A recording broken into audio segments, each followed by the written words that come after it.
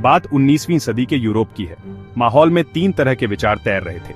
Liberal यानी उदारवादी, सबको धर्म की आजादी मिले, सरकार नागरिकों के अधिकारों की रक्षा करे, वोट देने का अधिकार हो, लेकिन वोट सिर्फ अमीर यानी जिनके पास प्रॉपर्टी है वही दें। दूसरी तरफ थे रेडिकल यानी उग्र सुधारवादी, सरकार देश की ज्यादातर आबादी के हिसाब से चले। ये लोग महिलाओं के वोट देने के अधिकार के भी पक्ष में थे। और तीसरे थे कंजर्वेटिव यानी रूढ़िवादी, ये बदलाव के सख्त खिलाफ थे। कहते थे कि जो जैसा चल रहा है वैसा ही चलने दो। ये लोग पुराने रीति रिवाजों और संस्थाओं को बचाकर रखना चाहते थे। इसी दौर में एक और बड़ा बदलाव हो रहा था। नाम था इंडस्ट्रियल रिवॉल्यूशन यानी औद्योगिक क्रांति। नए नए शहर बस रहे थे, रेलवे लाइनें बिछ रही थीं, बड़ी बड़ी फैक्ट्रियां लग रही थीं। इस क्रांति ने समाज को पूरी तरह से बदल दिया। लोग गांवों से निकलकर शहरों की तरफ भाग रहे थे काम की तलाश में, लेकिन शहरों में जिंदगी आसान नहीं थी। फैक्ट्रियों में काम करने के घंटे बहुत ज्यादा थे, कभी कभी 15-15 घंटे। तनख्वाह इतनी कम थी कि गुजारा करना मुश्किल था। अब चलते हैं 20वीं सदी की शुरुआत के रूस में। 1914 में रूस पर झार निकोलस द्वितीय का शासन था। वो एक निरंकुश शासक था, यानी उसकी मर्जी ही कानून थी। रूस एक बहुत बड़ा साम्राज्य था। Finland, Latvia, Lithuania, Estonia, Poland, Ukraine, Belarus, यहाँ अलग अलग धर्मों के लोग रहते थे, लेकिन ज्यादातर लोग रशियन ऑर्थोडॉक्स क्रिश्चियनिटी को मानते थे। रूस की ज्यादातर आबादी, लगभग 85%, खेती किसानी से जुड़ी थी। ये लोग अपनी जरूरत के लिए अनाज उगाते थे और थोड़ा बहुत बाजार में बेचते थे। कुछ ही इलाके थे जहां इंडस्ट्रीज थीं, सेंट पीटर्सबर्ग, मॉस्को। ज्यादातर फैक्ट्रियां प्राइवेट थीं और मजदूरों की हालत यूरोप जैसी ही खराब थी। समाजवादी विचार रूस में थोड़ा देर से पहुंचे।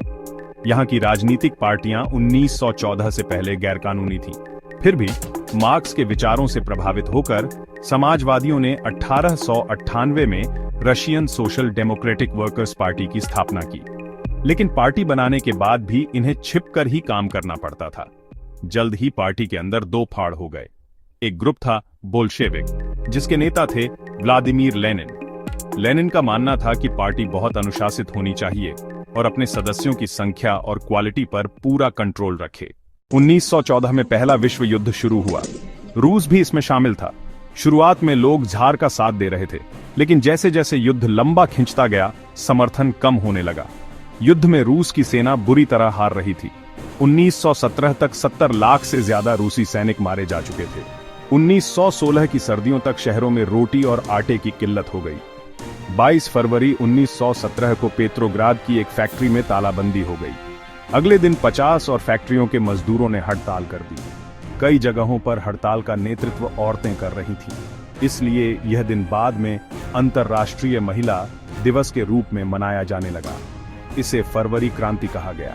सरकार ने सेना बुलाई, लेकिन सेना ने प्रदर्शनकारियों पर गोली चलाने से इनकार कर दिया। कई सैनिक मजदूरों के साथ मिल गए। उसी शाम सैनिक और हड़ताली मजदूर इकट्ठा हुए और पेट्रोग्राद सोवियत बना ली। 2 मार्च को ज़ार ने गद्दी छोड़ दी, राजशाही का अंत। अप्रैल 1917 में बोल्शेविक नेता लेनिन निर्वासन से लौट आए। लेनिन ने कहा कि सोवियतों को सत्ता हाथ में ले लेनी चाहिए। लेनिन ने फैसला किया कि सत्ता पर कब्जा करने का टाइम आ गया है। 24 अक्टूबर 1917 को विद्रोह शुरू हुआ। इसे अक्टूबर क्रांति कहा गया। अक्टूबर क्रांति के बाद बोल्शेविकों ने सत्ता पर पूरी तरह कब्जा कर लिया। नवंबर 1917 में ज्यादातर इंडस्ट्री और बैंकों का राष्ट्रीयकरण कर दिया गया। जमीन को सामाजिक संपत्ति घोषित कर दिया गया। उन्होंने मिलकर बोल्शेविकों के खिलाफ लड़ाई छेड़ दी। ये देशों ने व्हाइट्स को मदद दी।